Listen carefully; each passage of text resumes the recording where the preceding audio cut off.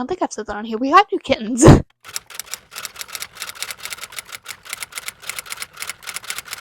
Hi. My hair is so long. Also a little damp still, so don't mind that. Hi. Welcome to the first video of May, my birthday month. Very exciting. So I wanted this first, there's reels of vacuums by me. It's like, what the hell is that? I wanted my first video this kind of month to really focus on disability and that sort of side of my content, because that's a direction I've been going in more and more, and I think I really just want to lean into it. So we're gonna do a lot of videos about chronic pain, chronic illness this month, because one thing I've just been reflecting on a lot personally is the phrase, sorta, I want to be the version of myself younger me needed. And the more I've thought about that, the more I've realized younger me needed somebody online who had chronic pain, a chronic illness, and was just explaining the basics and made them feel less alone and kind of gave them, some videos were like a path of, hey, this is something I tried and it worked really well, and then I could have tried it, or just a comforting video that showed the sides of being disabled that made you feel less alone, less like you're going through it alone, and also that you can still just be a person. Just because you have to do it a little differently doesn't mean that you can't still do things. I have written a little bit of a list, and this is going to be kind of like the one stop shop kind of video talking about just some of the beginner basics, some of the things that when you first realize that you are in chronic pain and you don't really know what to expect, what to do, you're just kind of walking into it. It's very overwhelming. So let this be the video to kind of explain a few of those things. If there's anything I don't cover in this video, please tell me in the comments down below, and I'll make a second video. Let's start a little conversation. For context, I've been chronically ill and in pain for over 10 years now, so I've learned a thing or two, and I think it's about time we start sharing that knowledge. I want to start with pain management. This is something you're going to hear talked about a lot, and basically that means that we aren't trying to completely get rid of the pain, because most of the time that's not realistic, unfortunately. However, there are things that we can do to reduce pain or make certain tasks less painful. One of these is making sure you do stretch every day. I have a little routine that I do. That's just some basic stretches. Me and my doctors are currently looking into an Ehlers-Danlos syndrome diagnosis, or EDS, which for me affects my connective tissue and means that I am very flexible. So for me, doing what are called dynamic stretches, which is when you stretch but you're constantly like moving, you're not just like leaned over in a stretch. That's called a static stretch. You're actually like moving in and out of the stretch a few times, and that's something that really helps me, is that sort of movement. So I do that every single day, usually in the morning for me. It's when my pain's really bad. That is something that can really help, but also making sure you know stretches that help target specific pains. Like if you have back pain like me, laying on the floor is really helpful. I can sometimes put my legs up on the bed and have my back flat on the floor, and that can help stretch my lower back a little easier. Sometimes I put weights on my stomach to also help stretch certain parts of my back more than others. And that is something that's easily Googleable. If you're experiencing a pain constantly in a specific area, maybe look up some stretches for that area just to help when the pain gets bad. Another thing is pain meds. Now, for me, this is typically just regular old Tylenol, nothing fancy. Now, I do have to be careful. I have a wheat allergy, so I do have to make sure that the pills that I take don't have wheat in them. But for most people, just taking some sort of pain med helps. But make sure that you try a variety, because although they may seem like they all do the same thing, Aleve, Advil, ibuprofen actually all do very different things and can help with different types of pain. Personally, I don't actually know the difference. Again, I have a wheat allergy. The only pain management that I can really take is Tylenol over the counter. I don't really know the differences off the top of my head. Just make sure that you do a little research and see which one is specific for your pain.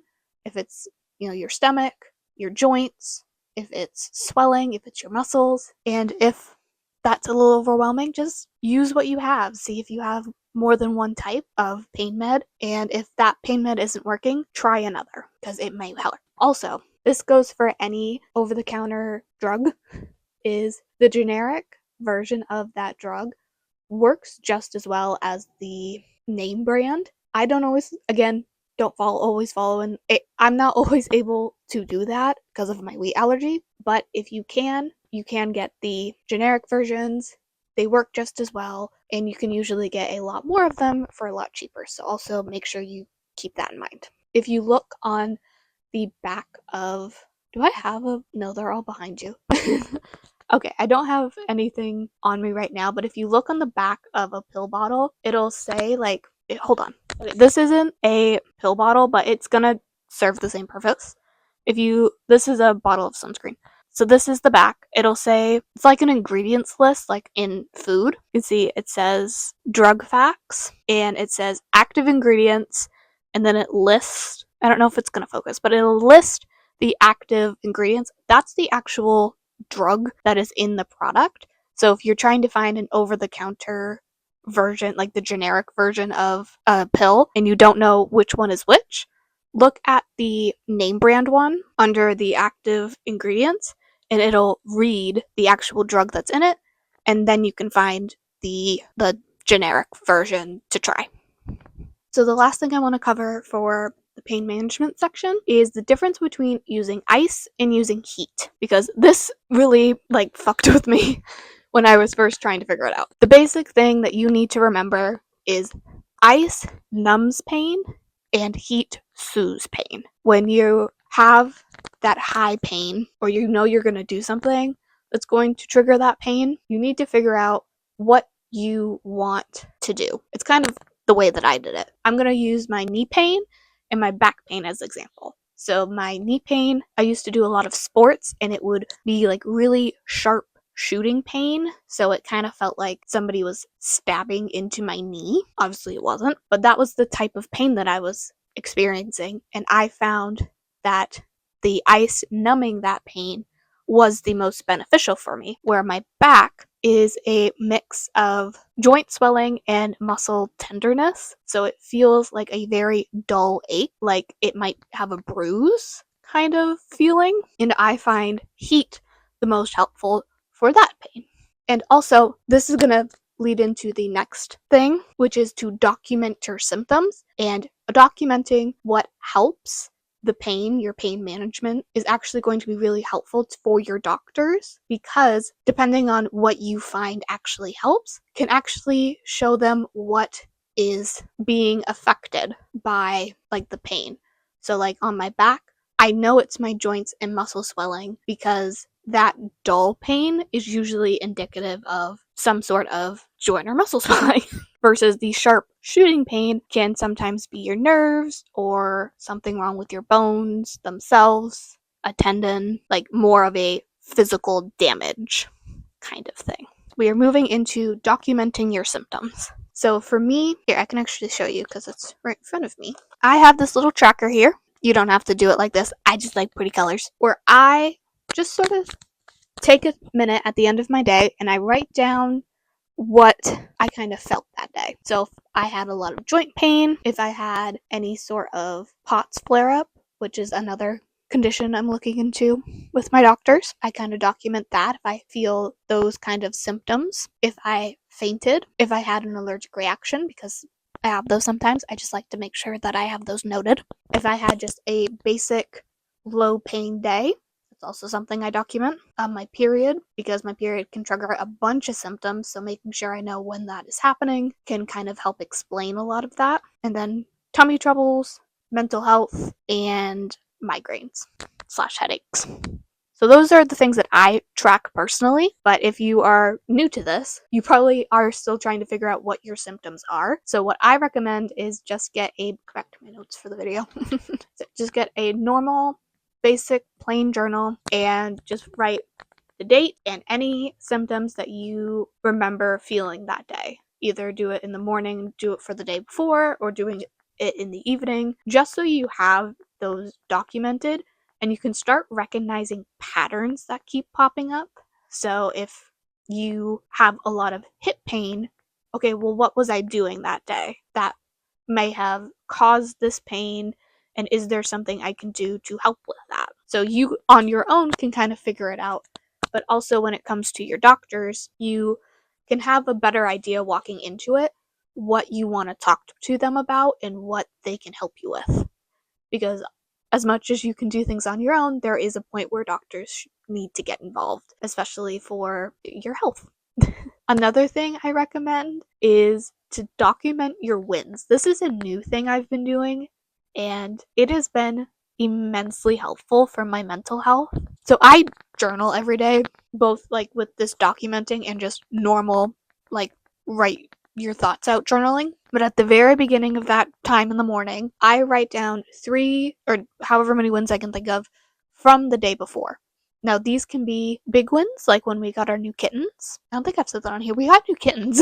Iris and Opal, I'll put a picture of them up. They're very cute. But it can be something as big as we got new kittens, or something as small as I had a bad pain day and I was still able to get myself downstairs and make myself a meal on my own. Because some days, that is my big win for the day, and we take those. That's just been really helpful for me personally for my mental health, and just remembering that you can have wins every day, no matter how big or small they are. A win is a win. So I definitely recommend that if you're new to all of this, because everything can be so overwhelming and very sad and very anxiety inducing. So having a moment where you think about something positive or you try and find a positive can just be very helpful. Even if it does feel a little silly sometimes, it's actually very helpful. I'm going to move into the next topic, which is going to be doctors. Fun time all around, truly. So, I'm not gonna lie, doctors are very scary. Again, 10 years into this, I am still very scared to see new doctors and go to the doctor. But I do it because it's how I'm going to get the most help. So, here are a few things that have helped. One of them is my doctor binder. It's right here. Let me grab it. Here it is.